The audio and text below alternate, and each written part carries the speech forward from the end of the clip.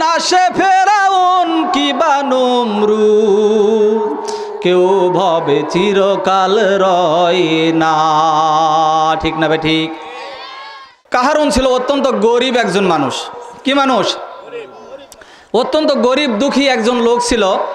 কিন্তু এই কাহারুন প্রথমের দিকে ইবাদত বন্দেগী করতো এবং আল্লাহ পাক রব্বুল আলামিনের কি ঈমান আমাদের মজবুত হওয়া দরকার আছে নাই? সম্পদ এই পৃথিবীর মধ্যে সবচাইতে বেশি কার ছিল? যারা স্বৈরাচার ছিল এদের সম্পদ বেশি ছিল। কাহারুনের নাম শুনছেন? কাহারুন হলো হযরতে মূসা আলাইহিস সালাতু ওয়াস সালামের চাচাতো ভাই। মূসা আলাইহিস সালাতু ওয়াস সালামের চাচাতো ভাই কাহারুনকে আল্লাহ অনেক সম্পদ দিয়েছিল। কিন্তু প্রথমের দিকে এই কাহারুন ছিল অত্যন্ত গরিব একজন মানুষ। কি মানুষ? অত্যন্ত গরিব দুঃখী একজন লোক ছিল। কিন্তু এই কাহারুন প্রথমের দিকে ইবাদত বন্দেগী করতো এবং আল্লাহ পাক রব্বুল আলামিনের ইবাদত করে আল্লাহর কাছে চাইতো যে আল্লাহ তুমি আমাকে সম্পদশালী বানায় দাও। কিশালী? সম্পদশালী বানায় দাও। কিন্তু যখন তার সম্পদ হয়ে গেল তখন এই কাহারুন আল্লাহকে ভুলে গেল। আল্লাহকে ভুলে গেল। এত সম্পদ যেই কাহারুনকে আল্লাহ রব্বুল আলামিন দিয়েছিলেন, এত সম্পদ দিলেন কাহারুনকে, অথচ এই কাহারুন প্রথমের দিকে যখন ইবাদত করত, কাহারুন প্রথমের দিকে একটু গরিব মানুষ ছিল, অসহায় ব্যক্তি ছিল। এই কাহারুন যখন সম্পদশালী হয়ে গেল, সম্পদওয়ালা হওয়ার পর থেকে কাহারুন আল্লাহকে ভুলে গেল। এই সম্পদগুলি কাহারুন ইসলামের বিপক্ষে ব্যয় করা শুরু করে দিল।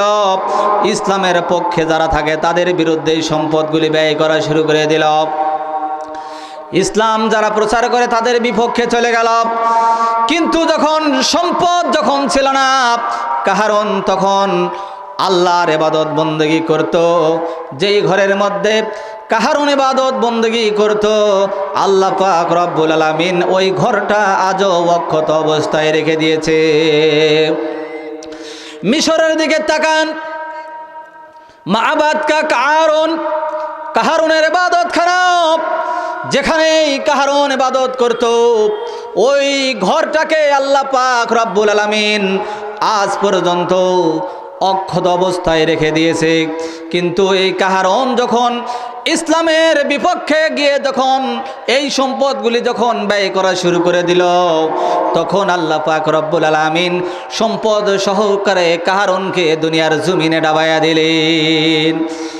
একটাই মাত্র কারণ, কাহারুন ছিল প্রথমের দিকে গরিব, তারপরে কাহারুন যখন সম্পদওয়ালা হয়ে গেল, অহংকারী হয়ে গেল, দাম্ভিকপূর্ণ জীবনযাপন করল। রে মুসলমান, দাম্ভিকপূর্ণ জীবনযাপন করার পরে এই কাহারুনের সমস্ত সম্পদগুলি সে ইসলামের বিপক্ষে ব্যয় করা আরম্ভ করে দিল। ইসলামের পথে যারা থাকে তাদের উপরে অন্যায় অত্যাচার করা শুরু করে দিল। শেষ পর্যন্ত হযরতে মূসা আলাইহিস সালাতু ওয়াস সালামের উপরে তিনি মিথ্যা অভিযোগ করা শুরু করে দিল। নানানভাবে নবী মূসা আলাইহিস সালাতু ওয়াস সালামকে তিনি নির্যাতন করতেন। এক সময় হযরতে মূসা আলাইহিস সালাতু ওয়াস সালাম আল্লাহ পাক রব্বুল আলামিনের কাছে আবেদন জানালেন, মালিক, এই কাহারুনের অত্যাচারে আমি আর দেশে থাকতে পারি না, আমার জনগণ আমার উম্মতগুলিও থাকতে পারে না।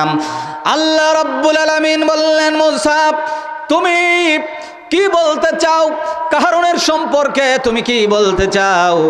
আল্লাহ পাকের কাছে আল্লাহর পয়গম্বর মূসা আলাইহিস সালাতু ওয়াস সালাম ডাক দিয়ে বললেন, আল্লাহ, আমি চাই তুমি এই সম্পদ সহকারে কাহারুনকে দুনিয়ার জমিনে ডাবাইয়া দাও। ইশারা কার? এই কাহারুনকে সম্পদ সহকারে যিনি দুনিয়ার জমিনের নিচে ডাবিয়ে দিলেন তিনি কে? তিনি কে? সম্পদ সহকারে কাহারুনকে মাটির নিচে ডাবিয়ে দেওয়ার পর আজ অবধি একটা ঘরকে আল্লাহ আজ অবধি দাঁড় করে রেখে দিয়েছেন, যার ইশারায় ঘরটি আজ পর্যন্ত দাঁড়িয়ে আছে। তিনি কে? তিনি কে? তিনি আমার একমাত্র আল্লাহ। হযরতে মূসা আলাইহিস সালাতু ওয়াস সালামের সময়ে আরেকজন স্বৈরাচার ছিল। নাম কি? নাম কি বলেন? নাম হলো ফেরাউন। এই ফেরাউন বিশাল বড় বড় মূর্তি তৈরি করে একটা ঘরের মধ্যে রেখে দিয়েছিল। আর ওই মূর্তিগুলোর সামনে তিনি মাথা নত করে মূর্তিগুলির পূজা করত। মূর্তিগুলির কাছে তিনি কিছু চাইতেন, আর তিনি মনে করতেন ওই মূর্তিগুলি তাকে রক্ষা করবে। রক্ষা কবচ হিসাবে ফেরাউন ওই মূর্তিগুলিকে বানিয়ে রেখেছিল। কিন্তু বলেন তো দেখি, এই কাহারুন আর ফেরাউনকে তাদের সম্পদ এবং তাদের মূর্তি কি তাদেরকে রক্ষা করতে পেরেছে নাকি? 55,000 বর্গ মাইল জুড়ে, 55,000 বর্গ মাইল এলাকা জুড়ে যেই কাহারুনের সম্পদ ছিল, ওই সম্পদ সহকারে আল্লাহ কাহারুনকে দুনিয়ার জমিনের নিচে ডাবাইয়া দিল।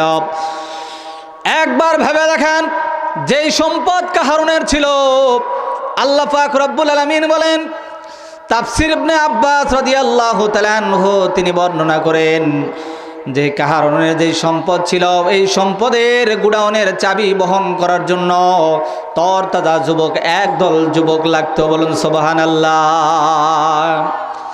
এত সম্পদ যেই কাহারুনকে আল্লাহ দিয়েছিলেন, কিন্তু সেই সম্পদও কিন্তু কাহারুনকে রক্ষা করতে পারে নাই। রক্ষা করেছে নাকি? ফেরাউন বিশাল বড় সাম্রাজ্যের অধিকারী হলেন। ফেরাউন বিশাল বড় বড় মূর্তি বানিয়ে রক্ষা কবচ হিসাবে ব্যবহার করল, কিন্তু তারপরও ওই বড় বড় মূর্তিরা ফেরাউনকে কিন্তু রক্ষা করতে পারল না। ভালো করে খেয়াল করে দেখেন, হযরতে ইব্রাহিম আলাইহিস সালাতু ওয়াস সালামকে যারা নির্যাতন করেছিল, যারা কষ্ট দিয়েছিল, নমরুদের সম্প্রদায়, নমরুদ যখন ইব্রাহিম আলাইহিস সালাতু ওয়াস সালামকে অগ্নিকুণ্ডের মধ্যে ফেলিয়ে দিয়েছিল, সেখানে রক্ষা করেছিলেন কে? আবার ক্ষমতার দাম্ভিকতা দেখিয়ে এই নমরুদ যখন ইব্রাহিম আলাইহিস সালাতু ওয়াস সালামকে বিভিন্নভাবে লাঞ্ছিত করলেন, অপমানিত করলেন, বলেন তো দেখি, এই নমরুদকে যখন আল্লাহ পাক রব্বুল আলামিন দুনিয়া থেকে যখন বিদায় করে দিলেন, তখন কি এই নমরুদের যেই সম্পদ ছিল, যেই ক্ষমতা ছিল, এই ক্ষমতা কি তাকে বাঁচাইতে পারছে নাকি? কি সম্পদ বাঁচাইতে পারছিল? সম্পদ তাকে বাঁচাইতে পারে নাই, সম্পদ তাকে রক্ষা করতে পারে নাই। লক্ষ্য করে দেখেন, সাদ্দাত দুনিয়ার জমিনে জান্নাত তৈরি করেছিল, বিশাল বালাখানা তৈরি করেছিল, কিন্তু ওই সাদ্দাতকেও আল্লাহ রব্বুল আলামিন দুনিয়ার জমিনে নাস্তানাবুদ করে দিয়েছেন। সাদ্দাতের সম্পদ সাদ্দাতকে রক্ষা করতে পারে নাই। পেরেছে নাকি? নমরুদকে কি দিয়ে বিদায় করলেন? নমরুদকে সামান্য একটা ল্যাংড়া মশা মাথার মধ্যে ঢুকিয়ে দিয়ে আল্লাহ পাক রব্বুল আলামিন জুতার বাড়ি দিয়ে মাথাটা ফাটাইয়া দুনিয়া থেকে লাঞ্ছিত করে আল্লাহ ইসলামের চির দুশ্মনকে বিদায় করেছে। ঠিক না বেঠিক? পৃথিবীর জমিনে যারাই ইসলামের উপরে আঘাত দিয়েছে, নবীদেরকে অপমানিত, লাঞ্ছিত, বঞ্চিত করেছে, নবীদের উপরে যারা অত্যাচার করেছেন, নবীকে যারা আঘাত দিয়েছে, দুনিয়ার জমিনে মুসলমান খেয়াল রাখবেন, ইতিহাস থেকে শিক্ষা নিয়ে দেখেন, যতগুলি স্বৈরাচার পৃথিবীতে ছিল, সব স্বৈরাচারকে আল্লাহ অপমানিত করে বিদায় করেছে। ঠিক কিনা বলেন? এই সম্পদ আপনার আমার থাকবে না। যেই সম্পদ আমরা অন্যায়ভাবে মানুষকে ধোকা দিয়ে, মানুষকে খুন করে, মানুষের বাড়ি থেকে চুরি করে, ডাকাতি করে আমরা যে সম্পদ উপার্জন করি, এই সম্পদ কিন্তু আপনার আমার থাকবে না। যতই আপনি মনে করেন না কেন আপনার পরিবারের জন্য আপনি সম্পদটা রেখে যাবেন, এই সম্পদ কিন্তু চিরদিন থাকবে না। এই সম্পদ চিরদিন আপনার অধীনে থাকবে না। যেই ক্ষমতা আপনি আছেন, এই ক্ষমতাও চিরদিন থাকবে না। ক্ষমতাই কিন্তু কেউ দিন চিরস্থায়ী হতে পারে, কেউ কি হতে পারে? পৃথিবীতে কেউ স্থায়ী হয় না, হোক না সে ফেরাউন কিবা নমরুদ, কেউ ভবে চিরকাল রয় না। ঠিক না বেঠিক? পৃথিবীতে কেউ স্থায়ী হয় না। হোক না সে ফেরাউন কিবা নমরুদ, কেউ ভবে চিরকাল রয় না। সব ছেড়ে চলে যাই যেতে হয়, মরণ তো কাউকে ছাড় দেয় না। ঠিক না ঠিক? সব ছেড়ে চলে যাই যেতে হয়, মরণ তো কাউকে ছাড় দেয় না।